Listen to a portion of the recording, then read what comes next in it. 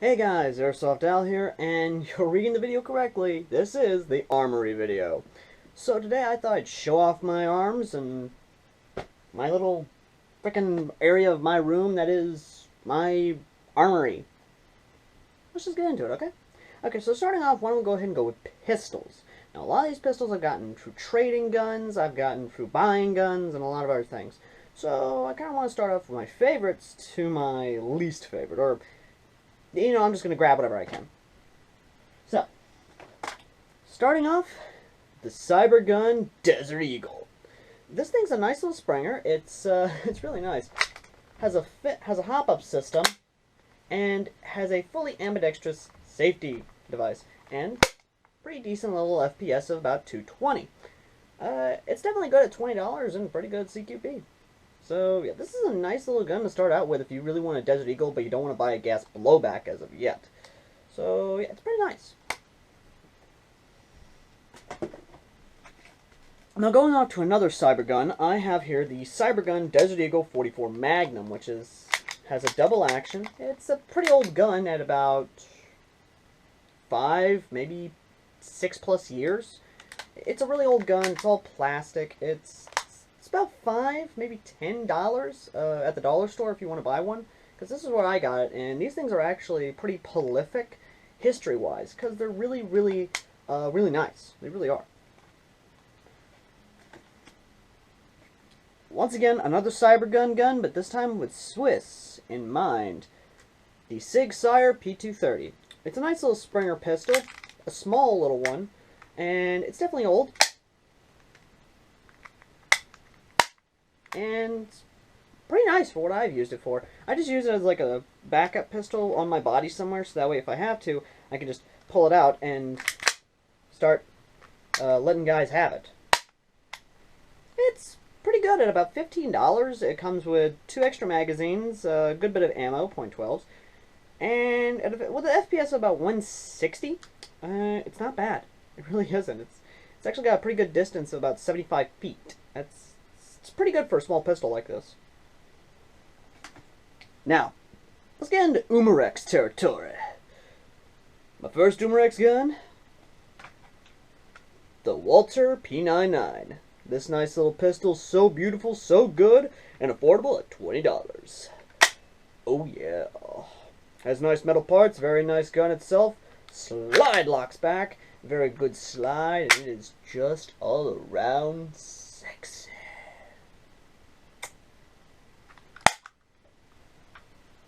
That in Modern Warfare 2, Modern Warfare 3, and a lot of other Call of Duties this thing has been in, as well as Battlefield, so it's a really good gun. Once again, still Umarex, but not Umarex. It is the Beretta PX4 Storm. This little handgun's definitely decent if you want a Walther shoved into a Beretta body. Now, the gun itself is pretty nice. It has a double action, metal parts, good body, and again, at $20, it's a nice little gun to have in your collection. Granted, the slide's a bit of a bitch to actually rack, but I will admit that it's still a really good handgun to have. Very ergonomic, very good to feel, very prolific real steel handgun that I have to say, and I love that the replica tries to replicate as much of its features as possible, if to a certain failing degree. If you've seen the review about it, you understand why. Once again, another Beretta in my collection. It is the Beretta that was used by John McClane. The Beretta we all grew up with during the 80s and 90s. Oh yeah. This nice little Beretta M92F has a full polymer construction, full polymer body, and just all around nice thing. It actually takes apart, like, if any of you ever owned a KWC 1911, then you know it takes apart just like that. All you gotta do is flip this over and pop the slide, pop the slide off, and you can put on a full metal slide from a Cybergun, not 1911, but a Cybergun M9. So you can have a full metal in there and increase the FPS, because as you know, the lower body is just for show. That's all it is. All the action is right up here on the slide. I will admit this is actually a really nice gun, even though the FPS is a bit lacking on the Cybergun variant, but I'm not going to complain. Now, this one is a bit one that you may have seen in my April Fool's video. It is the Colt Mark IV Springer pistol. This is actually released by Colt, and it's a pretty old gun. The safety was a trade gun, mind you, that I got from a friend. It's a pretty old gun. Story to it, and would I review it? No, because it's one of those broken guns. I will not review a broken gun. But it still works pretty decently, even though the safety is a bit stiff, so I gotta kind of work with that. Okay, so let's go up from pistols to PDWs, or personal defense weapons. First up is a German favorite of mine. Sorry about that, folks. Didn't mean to do that. It is the Game Face, or not the Game Face, good lord. The German Sports Gun 522. Based off the Real Steel 522, this nice little Springer is actually really good at what it needs to do. And you can actually remove this off and put on a folding buttstock, because there is a plastic, because this body here and all the parts you can remove are completely separate. So you can modify the hell out of this gun. It is a good gun at $40, and you heard me correct, $40. This is a really good gun, because it comes with a 200 round high cap magazine, shaker mag, and it can use a lot of other style magazines. This gun is good, and I'm not gonna lie, I'd take this into any CQB arena and freaking top anyone with an HPA gun, a gas blowback, or an AEG. I will prove that Springers have their place in the world of airsoft, and not just for target shooting or backyard wars. You know I know. You know I'm right.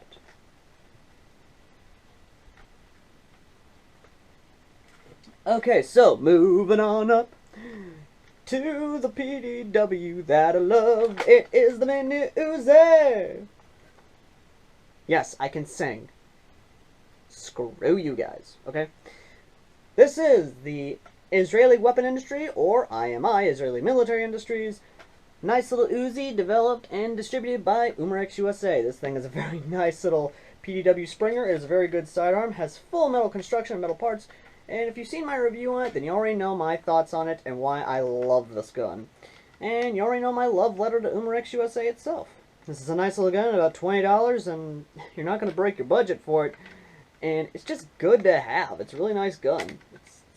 It's just fully authenticated, has the right trademarks, everything about it. I just love this gun. I could spend this whole video talking about why I love this Uzi, but I won't, because we got to move on. Okay, so, going from PDWs, we're going to shotguns! Another nice little gun from Cybergun. It is the Mossberg Chainsaw. And you're probably wondering why it was called the Chainsaw. Well, let me find that grip. Here it is! This is why it was called the Mossberg Chainsaw, because this thing came with a chainsaw grip. This nice little chainsaw is definitely nice, and I might do a re-review of it, because a lot of people haven't seen my other review. But I will admit this gun is definitely good. It has a hop-up system. It is made in the Philippines. It has all the correct trademarks and fully licensed by Mossberg themselves. And it's just really aggressive looking. I'm not going to lie. I would definitely take this into any arena and use it, because it can be fully upgraded. I love this shotgun, guys. Right, it might be a single barrel, but screw you. It's a shotgun. Okay, so, moving on up, we have the Double Eagle Tri-Shot Shotgun.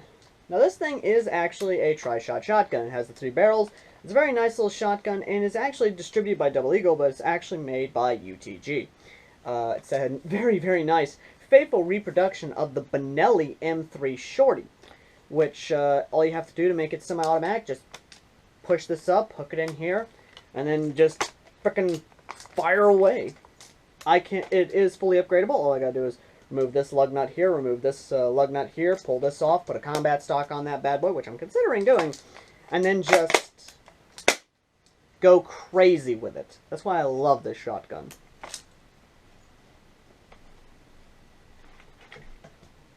Now, moving away from shotguns to rifles, I have my faithful Cybergun Springer FAMAS. It's not a heavyweight variant, but I don't care. I still love it. It is a very beautiful sniper rifle hidden inside of a cyber gun, hidden inside a FAMA's body. I freaking love this gun because it is just so comfortable to use. I would use this gun to the retiring days of my airsoft career. And I'm probably not going to retire until I'm in my 90s, probably. I'm going to try and keep going as far as possible in my airsofting days. So yeah, let's do this. Next up is my cyber gun. Once again, I got a lot of cyber guns in this collection because I love cyber gun. It is the Cyber Gun FN Scar L. This nice little Springer gun is very beautiful, very nice. At $30, it is a nice little sniper rifle. This thing shoots at about 400 FPS with .2. I have weakened the spring down a good bit after so many years of use. It's now shooting 380 FPS with a .2, but even so, it's a powerful Springer gun, fully licensed by FN Herschel. It's a beautiful gun, guys. It really is. Next up in my rifles is my JG M16 A2. This beautiful M16 is one that I would never, might give up for about $200 because I want to get my money back, sort of. You know, I want to go buy stuff. But still, this is a beautiful M16 that is well worth the money. It is beautifully well built. It's nice, it's heavy, it's durable. It is very well built. I love this M16 to death. And that's how it is, guys. I mean, you already know the real price of a JG M16A3, and you know the reason why I would ask $200 for it. It's because I don't want to get rid of it yet. I still want to put it through its paces. I want to take it to big ops. I want to use it in the trenches. I want to storm the beaches with it. I want to take down some commie bastards with it. In an LSIM event, obviously. You get what I'm saying. Now, next up on the rifles list, and I am considering this to be a rifle because it's a 5.56 caliber variant in the real steel world, and it's very nice, it's very good, I love it to death. Oh, shit. Hold on a second, guys.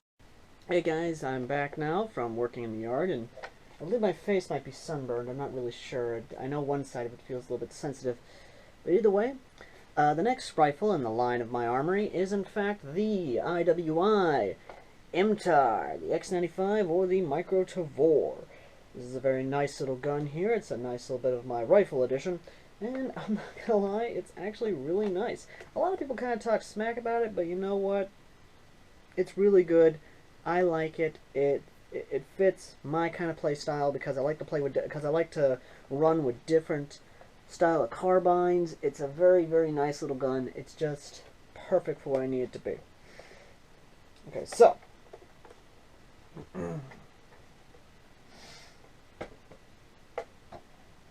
final thing, in the functional, I forgot to mention this is part of my functional type thing, onto my sniper rifle, which is the only rifle I have. It is the Game Face sniper rifle. This thing does still kind of give me nightmares, but once I'm on the field, those nightmares kind of go away, because I can run with it the way I have to. This is a nice little bolt-action rifle. It's a decent little Springer gun. It is all-around decent. That's the best way I can describe it. I still kind of am upset that it's an $80 gun, but it's kind of how it is.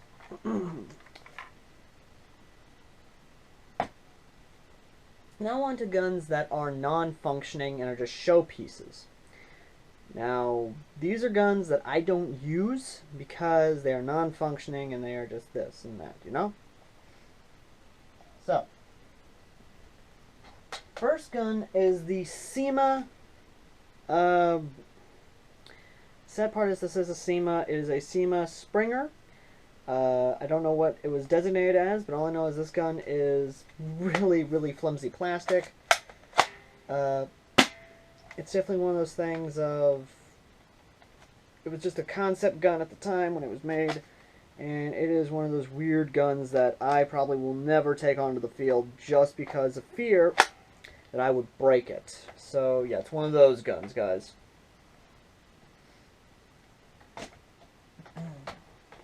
next up is a discontinued model. I found this out.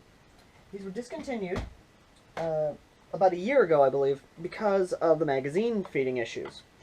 But this is the HFC L85A1. It is actually really nice. It's a heavyweight gun. It's definitely well built. I'm not gonna lie. Just interesting concept, really. Really interesting rifle in itself. The fact that it's fully licensed, which is very nice. It has the rifle 556 L85A1 on serial number. The serial number here. It's a Springer gun. But the big issue was the magazine.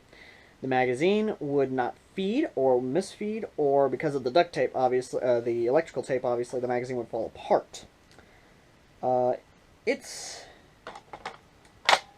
one of those interesting things of, it was a good idea at the time, but now it just doesn't fit. So, yeah.